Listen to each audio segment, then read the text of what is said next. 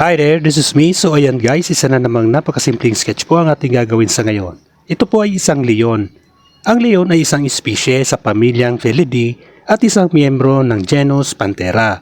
Meron itong malaman na katawan na may malalim na dibdib maliit, bilugan ang ulo, bilog ang tenga at isang mabuhok na tuktok sa dulo ng buntot nito.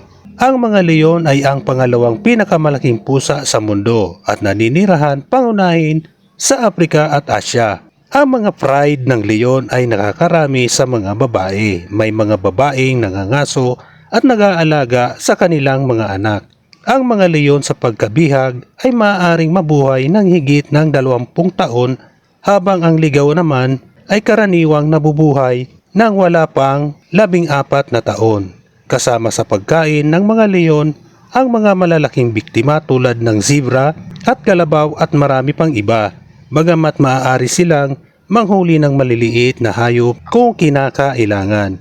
So ayan guys, patapos ng ating pag-i-sketch, ako po'y nagpapasalamat sa inyo sa walang sawang panonood nyo sa aking mga simpleng sketches. So ayan guys, tapos na nga po. Maraming salamat. Bye bye.